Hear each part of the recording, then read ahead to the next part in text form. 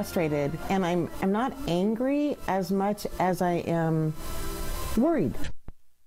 Tonight, some former state employees are seeing quite a cut in their retirement benefits, or their PERS, and in some cases, it's a big mistake. Welcome, everyone, to KOIN 6 News at 6. I'm Kelly Day. And I'm Jeff Gianola, and here's what happened. This past summer, Oregon lawmakers cut a special benefit for some retirees living out of state. But as Cor Harlan find out today, some still living in state are seeing those cuts as well. Why, Cor?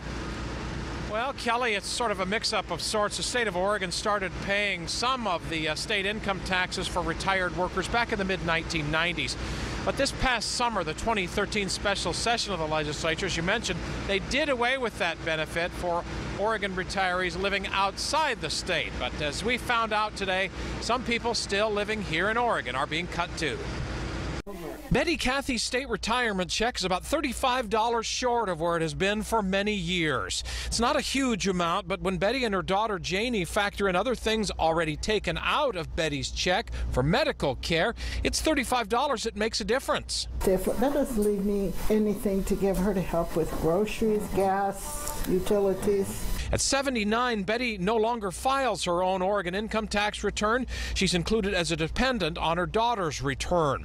The Public Employees Retirement System is not recognizing Betty as an Oregon resident, even though she lives in this Southeast Portland home, and even though Betty's daughter filled out a residency status certification that PERS requested last fall.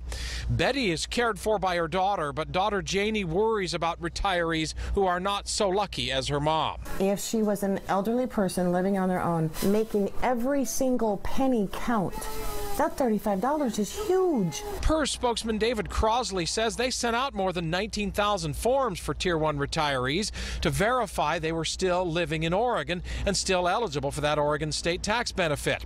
Only about 800 or so people have returned the forms. It's all predicated on returning that residency form. In fact, we've extended the deadline to return that to give people a grace period. And that is till February 15th. Janie says she'll fill out a second form that's been sent for her mom and hopes the PERS mix-up as it relates to her mother is not duplicated for other moms and dads across Oregon.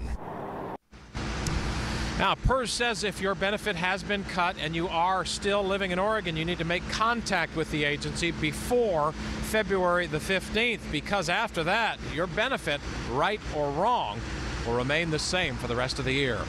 Live here in Southeast Portland, Cor Harlan, KOIN 6 News. Jeff and Kelly.